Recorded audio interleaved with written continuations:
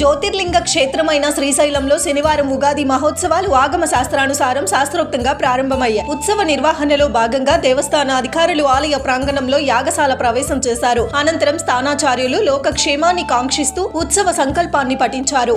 పెద్దాపురం తిరుపతి గ్రామంలోని స్వయంభూ శృంగార వల్లభ స్వామి ఆలయానికి శనివారం భక్తులు పెద్ద సంఖ్యలో తరలివచ్చారు. వారికి ప్రసాద వితరణ, అన్నదానంతో పాటు ఎండ తీవ్రత నేపథ్యంలో మజ్జిగ చలివేంద్రాన్ని ఏర్పాటు చేశారు.